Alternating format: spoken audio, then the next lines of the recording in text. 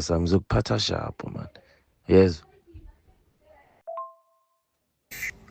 One thing you need to understand ukuthi imali yakho, umuzi wakho, imoto lezi eziningi zakho, I don't really care.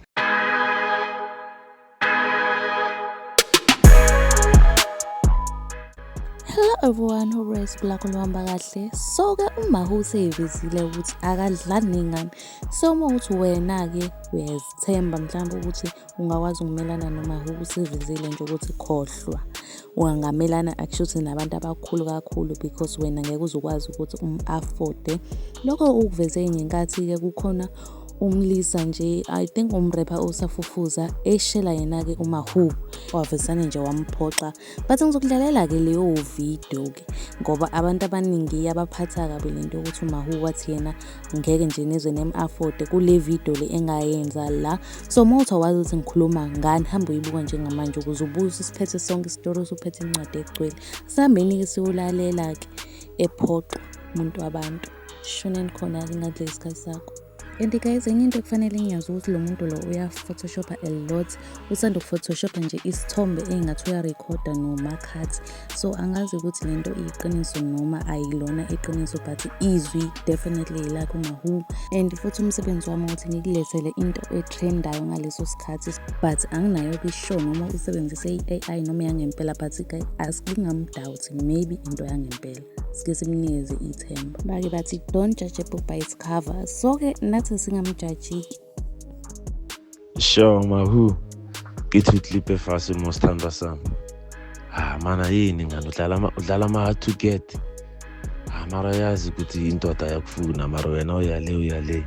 Kanti awuyifuni imali yami. Awufuni isidle imali yami. Mina nginemoto, nginebo ma 5-6. Ngagaya na 1 wazi ngihlala emanshini. Mahu uyaphayiza wena uza kimi sithanda sami ngizokuphatha sharp man. Yes.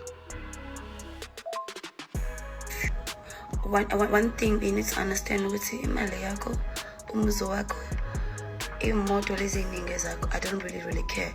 If unemali eningi and I will spend, then I don't want you. Actually want someone who can spend money on me. You understand? Like 1 million, you understand? Something like that. Yo ngiyachoma ngemoto zenu ngemoto yakho ngomuzi wakho into engane zakho la kuyona yami and mina ngize kulandela because of imoto nomuzi wakho.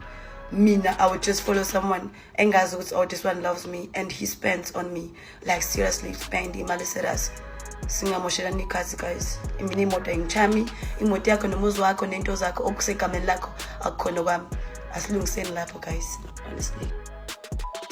First of all, angazi nokuthi lo muntu uyithathe inamba yaMahu noma nje ushiya ngescam shanga ingqulathi mhlamba kuyona nje into angempela maybe this is AI guys. Angikhola nje nokuthi lo rapper uqhamukapi uyithathe inamba yaMahu guys. Uyena ke lo rapper lona enkuluma ngayo. Uyithatha inamba yaMahu ngadlala ngathi ke guys but ke mina ke owami uthi kulethele izinto ezitrendayo. Ungizi ke mina uzothi ayikho lento tshelani yena lo muntu lo ukuthi uyena namanga but mina ke owamsebenzi sengiqedile ke ngibala la ivideo namhlanje ngibuya ngqi really ukuthi enjoy le ivideo yanamhlanje. If you enjoy le make sure ukuthi uyayismash le like button uphinde usmash nalo subscribe button and mina ke I will see you in the next video. Bye.